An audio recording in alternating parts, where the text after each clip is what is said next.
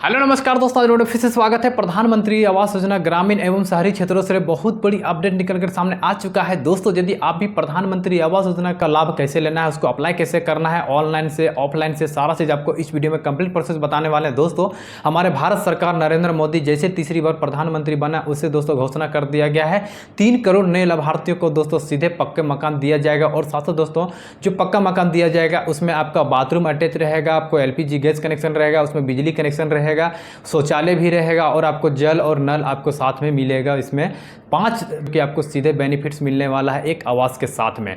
तो दोस्तों, ये बहुत बड़ी अपडेट। दोस्तों, यदि अभी तक प्रधानमंत्री आवास योजना के अंतर्गत में यदि अभी तक आपको लाभ नहीं मिला है, तो दोस्तों कैसे अप्लाई करना है, ऑनलाइन ऑफलाइन सारा चीज आपको इस वीडियो में कंप्लीट प्रोसेस बताने वाले हैं। यदि अभी तक आपको लाभ नहीं मिला है, तो दोस्तों कौन कौन प्रधानमंत्री आवास योजना का लाभ ले सकता है, इसमें डॉक्यूमेंट्स क्या क्या लगेगा, इसका एज लिमिट क्या होना चाहिए, सारा चीज आपको इस वीडियो में कंप्लीट प्रोसेस बताने वाले हैं। दोस्तों, बात कर लेते हैं डॉक्यूमेंट्स का। दोस्तों, जो भी लाभार्थी है आवेदन करने के लिए सबसे पहले उसके पास Aadhaar card, PAN card, MNREGA job card, ration card और एक बैंक पासबुक, इतना डॉक्यूमेंट्स होना चाहिए प्रधानमंत्री आवास योजना को लाभ लेने के लिए। दोस्तों, जो इसका एज लिमिट है, एज लिमिट का हम लोग बात कर लेते हैं। इसका उम्र होना चाहिए 18 साल से ऊपर होना चाहिए और 59 साल से नीचे होना चाहिए। वो जितने भी उन लोग महिला एवं पुरुष हैं, जितने सभी लाभार्थियों का इसका बेनिफिट्स ले पाएंगे। तो दोस्तों, प्रधानमंत्री आवास योजना के अंतर्गत में उसको अप्लाई कैसे करना है, उसमें सारा चीज़ आपको स्टेप बाय स्टेप आपको इस वीडियो में बताने वाले हैं। तो दोस्तों, आपसे छोटा सा रिक्वेस्ट है, दोस्तों हमारे YouTube channel first time channel को सब्सक्राइब कर दिए, वीडियो अच्छा लगा वीडियो को लाइक कर दिए, अपने दोस्तों के साथ शेयर कर दिए। चलिए दोस्तों, इस वीडियो को शुरू करते हैं और चलते हैं हम लोग स्क्रीन की ओर। तो दोस्तों, प्रधानमंत्री आवास योजना का जो आवेदन फॉर्म है, आपको इस तरह से 4 फॉर्म देखने को मिल जाएगा। तो दोस्तों, 4 फॉर्म को कैसे फिल करना है, कहाँ पे क्या क्या फिल करना है, सारा चीज़ आपको स्टेप बाय स्टेप बताते जाएंगे। दोस्तों, सब इस तरह से आपको बताते जाएंगे, उसी तरह से स्टेप बाय स्टेप पूरा फॉर्म को फिल कर लेना है। ठीक है दोस्तों, यदि आप फॉर्म को भरने में यदि मिस्टेक कर देते हैं, तो आपको फॉर्म को यहीं से रिजेक्ट कर दिया जाएगा और आपका दोस्तों प्रधानमंत्री आवास योजना का जो बेनिफिट्स मिलने वाला वो आपको नहीं मिल पाएगा। ठीक है, तो ध्यान रखें कि आपको प्रधानमंत्री आवास योजना जो फॉर्म है, आपको कहाँ पे क्या क्या फिल करना है। ठीक है, पूरा इजी है, खुद से आप भर लीजिएगा, लेकिन थोड़ा ध्यान देना है। ठीक है, तो सबसे पहले आपको यहाँ पे दोस्तों देख सकते हैं, जो भी आपका आवेदन फॉर्म आपको देखने को मिल जाएगा, प्रधानमंत्री आवास योजना ग्रामीण का ये फॉर्म है। ठीक है, लेकिन यदि आप शहरी क्षेत्रों से हैं, तो आपको शहरी क्षेत्र के अलग फॉर्म आपको देखने को मिलेगा। ठीक है, लेकिन ये जो है ओनली ग्रामीण क्षेत्र का है, इसलिए ग्रामीण क्षेत्र ही इसको अप्लाई कर सकता है इस फॉर्म भर के। अब शहरी वाला नहीं भर सकते हैं। ठीक है, शहरी वाले के लिए अलग फॉर्म आपका आता है, उसमें अलग वीडियो हम बना करके आपको दे देंगे। ठीक है, तो दोस्तों सबसे पहले जो भी आपका प्रधानमंत्री आवास योजना ग्रामीण है, इन ग्रामीण लोगों ने ही इस आवेदन को फॉर्म को पूरा फिल करना है। ठीक है, पहले नीचे पूछा जा रहा है दोस्तों ग्राम पंचायत, जो भी आपका ग्राम पंचायत का नाम है वो लिख दीजिएगा, जो भी आपका पंचायत समिति है वो आपको यहाँ पे लिख दीजिएगा। ठीक है, इसके बाद यहाँ पे पूछा जा रहा है जो भी आपका कैटेगरी है, यहाँ पे कौन सा कैटेगरी में आते हैं, SC ST OBC mandatory general, जो भी आपका है उसको यहाँ पे सिंपल से फिल कर देना इस बॉक्स में। ठीक है, जो भी आपका कैटेगरी है। इसके बाद जो भी लाभार्थी है, उस लाभार्थी का यहाँ पे पासपोर्ट साइज क्या करना है, फोटो दे देना है और उसको बाद क्या करना है, उसको प्रमाणित करना है। मतलब क्या करना है, उसको फोटो में नाम रख करके अपना इस तरह से साइन भी कर देगा, उसको प्रमाणित करेगा। ठीक है, आवेदक के बाद दोस्तों नीचे आपको देखने को मिल जाएगा जो भी आपका पंचायत समिति के अंतर्गत में दोस्तों जो भी आपका प्रमाण पत्र जो आपका आवेदन फॉर्म जमा कीजिएगा स्वीकृत करेगा, उस टाइम में आपका जो क्रमांक संख्या वो दे देगा, डेट दे देगा, सारा चीज़ आपको वो फिल कर लेगा। आपको यहाँ पे कुछ फिल करना जरूरत नहीं है। इसके चले जाना है नीचे, उसके बाद आपको 1 नंबर में आपको देखने को मिल जाएगा फर्स्ट में जो भी आवेदक का नाम है, जो लाभार्थी का नाम से आवेदन करना चाहते हैं, उसका जो आधार कार्ड आप डॉक्यूमेंट्स है, वो आधार कार्ड में जो नाम होगा वही नाम को यहाँ पे पूरा फिल करना है। ठीक है, उसका जो पिता का नाम है या पति का नाम है उसको यहाँ पे लिख देना है। इसके बाद यहाँ पे पूछा जा रहा है सेक्ट 2021 के डेटा के अनुसार से जो मुखिया का नाम है उसको यहाँ पे लिख दीजिएगा। ठीक है, मुखिया का नाम लिख दीजिएगा और जो आपका मुखिया है उस मुखिया से संबंध क्या है वो लिख दीजिएगा। यदि आप खुद मुखिया हैं तो अपना नाम लिख दीजिएगा और संबंध में लिख दीजिएगा यहाँ पे स्वयं। ठीक है, आपका इस तरह से लिख देना है। उसके बाद यहाँ पे यदि आपका 3 नंबर मालूम है तो लिख दीजिएगा, नहीं है तो छोड़ दीजिएगा। ठीक है, इसके बाद आपको एक ऑप्शन देखने को मिल जाएगा आधार संख्या उपलब्ध हो। यदि आपके पास आधार नंबर है, यहाँ पे आपको आधार नंबर फिल कर देना है। यदि आपके पास जॉब कार्ड कार्ड नंबर है तो यहाँ पे जॉब कार्ड नंबर को फिल कर देना है। उसके बाद एसएमबी नंबर जो होता है, जो स्वच्छ भारत मिशन के अंतर्गत में जो शौचालय बना यदि आपके पास है तो शौचालय का नंबर होगा उसको यहाँ पे फिल कर दीजिएगा। यदि आपका नहीं है, शौचालय नहीं बना है तो छोड़ दीजिएगा। उसके बाद यहाँ पे भामसा कार्ड यदि आपका पास बना होगा तो फिल कर दीजिएगा वो नंबर, और नहीं है तो यहाँ पे छोड़ दीजिएगा। ठीक है। इसके बाद यहाँ पे पूछा जा रहा है आवेदक यदि दिव्यांग है, यदि आपका आवेदक जो है विकलांग है तो यहाँ पे विकलांग है तो लिख दीजिएगा है। ठीक है। उसके बाद जो विकलांग यहाँ पे पूछा जा रहा है, उसके यदि विकलांग है तो उसका जो प्रमाण पत्र है, जो विकलांग सर्टिफिकेट है, वो भी उसको क्या करना है, जेरोक्स करा करके इस आवेदन फॉर्म में उसको सेलेक्ट करके अटैच कर देना है। ठीक है। इसके नीचे यहाँ पे आपको देखने को मिल जाएगा 7 नंबर में जो भी पता है आपका, ठीक है, मोहल्ला, ढाणी, मंगरा, या जो भी उसको यहाँ पे मोहल्ला लिख दीजिएगा। ठीक है। आपका गांव का नाम, पंचायत लिख दीजिएगा, पोस्ट, उसके बाद पुलिस स्टेशन, जिला।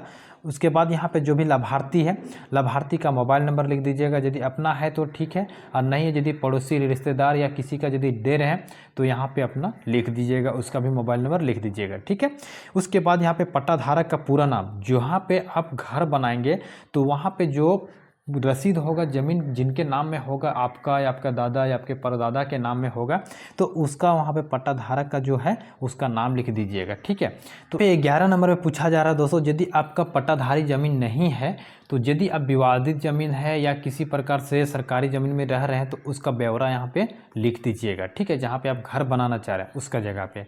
उसके बाद प्रस्तावित ज़मीन, यहाँ पे आपका जो ज़मीन है आप यहाँ पे देख सकते हैं कौन सा ज़मीन है, चरगाह है, जोड़ादान है, राजकीय भूमि है, तो कौन सा है, या अतिक्रमण स्थल है, तो उसको यहाँ पे ब्यौरा लिख दीजिएगा। ठीक है। उसके बाद आपको 13 नंबर में दिया गया है, देख सकते हैं, CBS आधारित बैंक का खाता संख्या, जो भी लाभार्थी है उसका जो खाता संख्या है वो खाता संख्या यहाँ पे लिख दीजिएगा। कौन सा ब्रांच है वो लिख दीजिएगा। उसका बैंक, लाभार्थी का IFSC कोड जो बैंक का है वो लिख दीजिएगा। ठीक है। तो दोस्तों यहाँ पे सबसे पहले पूछा जा रहा है दोस्तों, जो भी आपका यहाँ पे नीचे पूछा जा रहा है उसमें आपको नहीं होगा तभी आप प्रधानमंत्री आवास योजना का बेनिफिट्स आप ले पाएंगे। यदि इसमें कहीं हाँ हो गया तो दोस्तों आपको यहीं से प्रधानमंत्री आवास योजना का जो फॉर्म है यहीं से रिजेक्ट कर दिया जाएगा, यहीं से हटा दिया जाएगा। ठीक है। आपको बेनिफिट्स नहीं दिया जाएगा। तो दोस्तों सबसे पहले 1 नंबर में यहाँ पे पूछा जा रहा है, मोटरसाइकिल, 2 पहिया, 3 पहिया वाहन या मछली पकड़ने वाला नाव है, तो हाँ है तो आपको हाँ करना है, यदि आपके पास नहीं है तो नहीं में टिक करना है। 2 नंबर में आपको पूछा जा रहा है 3 पहिया, 4 पहिया या कृषि उपकरण, यदि आपके पास है तो हाँ पे कीजिएगा, नहीं है तो नहीं में आप टिक आउट कर देना है। ठीक है। 3 नंबर में पूछा जा रहा है किसान क्रेडिट कार्ड, और यदि आपके पास किसान क्रेडिट कार्ड है तो 50,000 से अधिक उसका सीमा नहीं होना चाहिए, तभी आपको बेनिफिट्स दिया जाएगा। 4 नंबर में पूछा जा रहा है परिवार का कोई भी सदस्य सरकारी कर्मचारी नहीं होना चाहिए, यदि इसमें से कोई हो जाता है तो आपको यहीं से नहीं मिलेगा। ठीक है। 5वां नंबर में पूछा जा रहा है परिवार के गैर कृषि उद्यमों का सरकार का साथ पंजीकरण कुछ है, तो यदि हैंगे तो आपको नहीं मिलेगा, और नहीं है तो तभी इसका बेनिफिट्स दिया जाएगा। इसके बाद 6ठा नंबर पूछा जा रहा है परिवार के किसी भी सदस्य का आय अधिकतम 10,000 से प्रति माह अधिक नहीं होना चाहिए, यदि अधिक होगा तो आपको यहीं से क्रॉस कर दिया जाएगा। ठीक है। कितना है, अधिक है या कम है, वो आप पे लिख दीजिएगा। इनकम टैक्स आप पे कर रहे हैं, गवर्नमेंट को दे रहे हैं तो हाँ लिख दीजिएगा, नहीं तो नहीं लिखना है। दोस्तों 12वां नंबर में पूछा जा रहा है 5 एकड़ से अधिक सिंचित वाला भूमि यदि है और साल में 2 बार आप खेती कर रहे हैं, हाँ या ना में यहाँ पे आपको जवाब देना है। 13वां नंबर में पूछा जा रहा है यदि मालिक 7.5 एकड़ वाला भूमि और एक सिंचाई वाला उपकरण यदि आपके साथ है, हाँ है तो लिखना है, नहीं तो नहीं लिखना है। दोस्तों सबसे पहले 14 नंबर में पूछा जा रहा है क्या पहले से आप सरकारी आवास मिला है या नहीं मिला, यदि मिला है तो हाँ या ना में इसको जवाब दे देना है। ठीक है। तो दोस्तों सबसे पहले आपको प्रधानमंत्री आवास योजना का जो आपको बेनिफिट्स मिलेगा तो आपको कौन कौन सा डॉक्यूमेंट्स देना है वो आपको यहाँ पे सत्यापित करवा लेना है। ठीक है। तो सबसे पहले दोस्तों देख सकते हैं जो भी आपका बैंक खाता का उसका पासबुक का है उसको फोटोकॉपी करा लेना है। ज़मीन का जो दस्तावेज है उसको भी पूरा जेरोक्स करवा लेना है। मनरेगा जॉब कार्ड है उसका भी जेरोक्स करवा लेना है, यदि है तो दे दीजिएगा, नहीं है तो छोड़ दीजिएगा।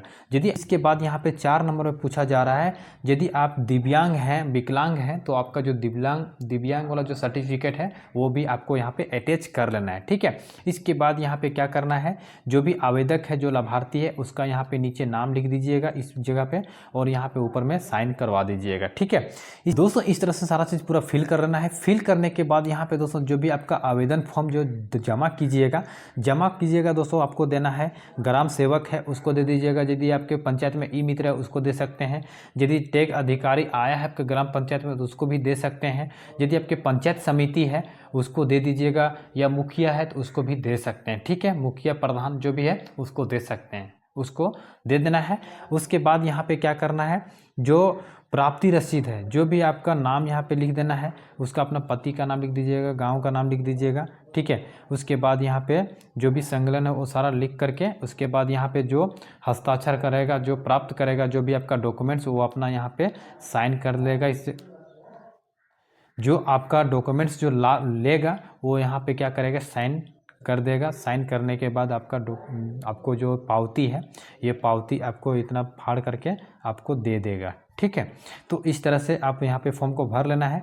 इसके नीचे आपको 3 फॉर्म आपको और देखने को मिलेगा। ठीक है, तो वहाँ पे आपको पूरा फिल नहीं करना, आपको कहाँ पे क्या क्या फिल करना है। सबसे पहले यहाँ पे देख सकते हैं, जो भी आपका नाम है यहाँ पे अपना नाम लिख दीजिएगा, अपना पति का नाम लिख दीजिएगा या अपना पिता का नाम लिख दीजिएगा, जिस कैटेगरी में आते हैं उसको लिख दीजिएगा।